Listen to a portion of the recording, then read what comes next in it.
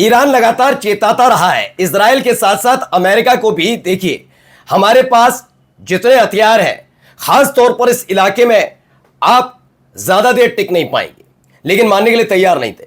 आज मैं आपको दिखाने जा रहा हूं, ईरान ने न केवल जमीन से बल्कि समंदर के अंदर से वो मिसाइलें दागी जिसकी वजह से अमेरिकन बेस स्वाहा हुआ और खास तौर पर इसराइल पर अटैक हुआ।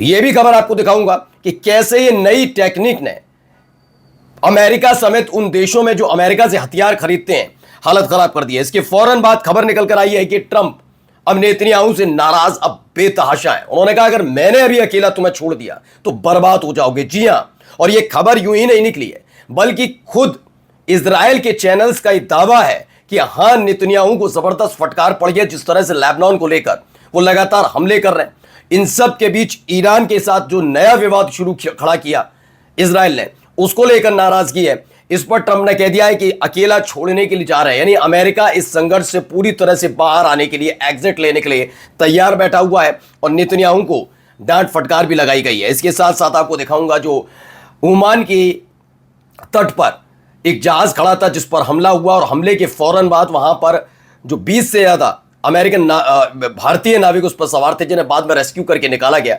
उसको लेकर खबर आ गई है मान ली है गलती। जी हां, अमेरिका ने कहा कि हां, जिस शिप पर, जिस जहाज पर 24 भारतीय सवार थे उस पर किसी और ने नहीं, अमेरिका ने हमला किया। देखना यह होगा कि ईरान के लिए बहुत कुछ कहने वाले हमारे ही देश के लोग वो क्या अमेरिका के लिए कह पाएंगे जो कह रहे थे।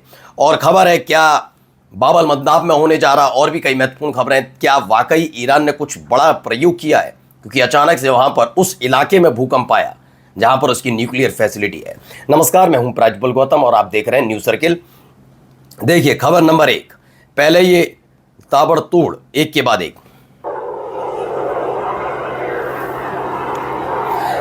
बाद एक मिसाइलें दागी जा रही हैं।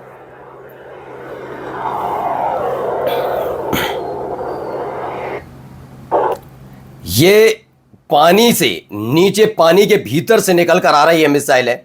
इसको लेकर देखिए रिपोर्ट्स में दावा किया जा रहा है कि आज रात इजराइल की ओर दागी गई कुछ ईरानी मिसाइल है पानी के नीचे मौजूद पनडुब्बियां सबमरीन से लॉन्च की गई। इस दावे की स्वतंत्र पुष्टि अभी सामने नहीं आई है। यदि यह साबित होता है तो यह सैन्य अभियान का एक महत्वपूर्ण पहलू माना जाएगा और यही एक वजह है। जैसे ये खबर निकल, रिपोर्ट सामने आने लगी, उसके बाद खबर है कि ईरान, अब अमेरिका चाहता है कि कैसे भी करके इस पूरे मामले से, इस पचड़े से बाहर निकल कर आया जाए, क्योंकि जिस तरह का रवैया अख्तियार किया जा रहा है उसने बेचैन कर दिया है खास तौर पर तमाम देशों को जो अभी तक अमेरिका के साथ खड़े थे इस पूरे संघर्ष में। तो ये क्लियर कट एक मैसेज ईरान की तरफ से दिया गया। अभी इसकी पुष्टि नहीं हुई, इसलिए स्पष्ट ये कह रहा है कि सही है नहीं गलत है, लेकिन फिलहाल कुछ वीडियोज ऐसी निकल कर आई जिनसे दावा है। अब ये देखिए, खबर है कि ट्रंप ने नेतन्याहू से कहा कि अगर वह सावधान नहीं रहे तो इजराइल बहुत जल्द ईरान का सामना करने में अकेला रह सकता है। यानी कि अमेरिका ईरान के साथ चल रहे इस संघर्ष में पहले तो स्टॉप लगाएगा, ऊपर से इजराइल को अकेला छोड़ सकता है।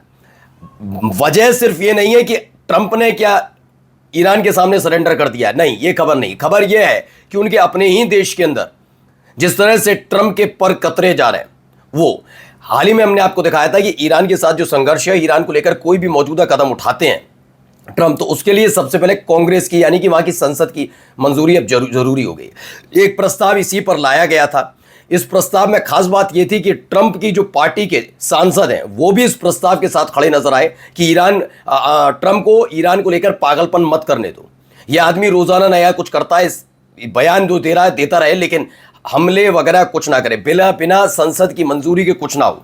और इसी के लिए यह प्रस्ताव लाया गया और यह प्रस्ताव पास भी हो गया। यह तगड़ा झटका है। उसके बाद अब ट्रंप चाहते हैं कि इस पूरे संघर्ष से बाहर निकला जाए। जिस देश का राष्ट्रपति है वहां तो कम से कम थू ना हो, इसीलिए। और इन सब के बीच लेबनान के नाम पर ईरान ने जो इजराइल पर अटैक किया, ट्रंप ये भी समझ गए कि लेबनान को अकेला छोड़ने के लिए तैयार नहीं। वो बात अलग है कि ईरान जो लेबनान के राष्ट्रपति हैं, प्रधानमंत्री हैं, वहां का जो राजनीतिक दल है, वो जरूर अमेरिका के सामने नतमस्तक हैं।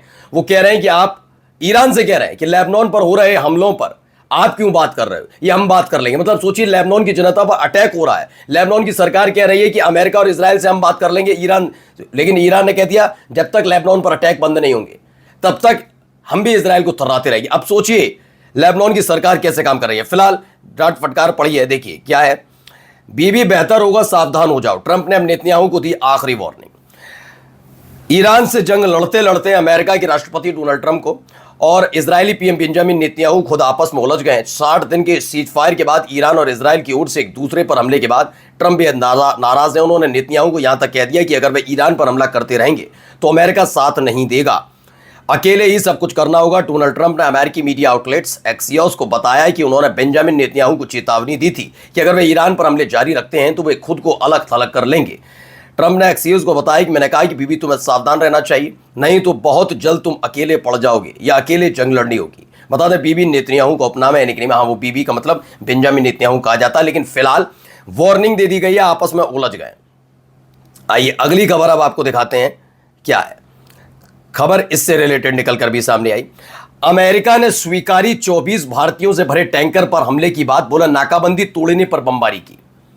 अब आप सोचिए ये नाकाबंदी तोड़ने पर, वैसे सबसे उत्पाती देश कौन सा है? बाकी जो लोग कहते हैं, मैं नहीं मानता, लेकिन बोल ईरान ये कर रहा। कौन कहता था? ट्रंप। और ट्रंप के समर्थक कुछ हमारे देश में भी हैं, कुछ नहीं बहुत सारे हैं, जो कहते हैं कि गजा के साथ तो यही होना चाहिए, ईरान तो बर्बाद हो जाना चाहिए। एक है अपने आप को मेजर कहता है, शर्म नहीं आती उसे, वो ईरान के लिए बोलता है, गजा वालों के लिए बोलता है, शर्म नहीं आती। अब आज जाकर इन 24 भारतीयों से भरा हुआ ये जहाज जिस पर हमला हुआ, उनसे आंखें से आंखें मिलाकर कह पाएगा वो? इसलिए कहा जाता है पहले इतिहास पढ़ो और इतिहास के पन्ने में जो दर्ज है उसे थोड़ा समझो कि कौन किसके करीब है, कौन किसके करीब था, कौन किसके लिए क्या करता है और कौन किसके लिए कितना जरूरी है, यह समझना बहुत जरूरी है। देखिए अब आते हैं एक बयान पर। एक बयान जारी किया गया है, इस बयान का उद्देश्य क्या है बता दूंगा अभी आपको, लेकिन this is important. IRGC Quds force के कमांडर इस्माइल कानी ने स्ट्रेट ऑफ हॉर्मुज से बाब अल मंदाब तक और फारस की खाड़ी से रेड सी तक एक नई सुरक्षा और प्रतिरोध बेल्ट बनाने की घोषणा की है।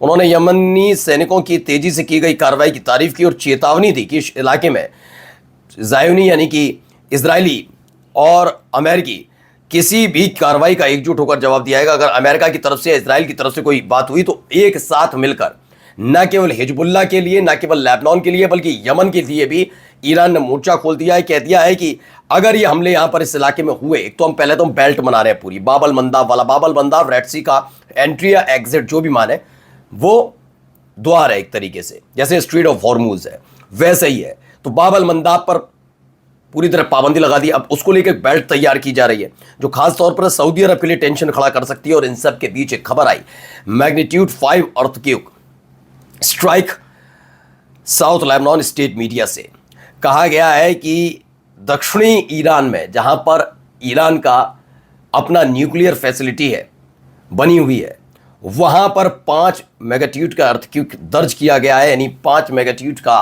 वहां भूकंप आया है। अब इसको लेकर अलग अलग तरीके से इसे डिफाइन किया जा रहा है। कोई कह रहा है किसी नए हथियार का ये परीक्षण है, तो कोई परमाणु हथियार की बात कर रहा है। नमस्कार।